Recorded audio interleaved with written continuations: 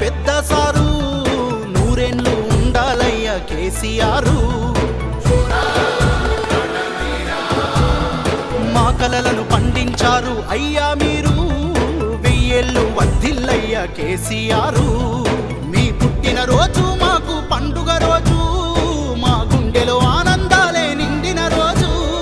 కోట్లాది హృదయపు కోటకు మీరే శాశ్వత మహారాజు.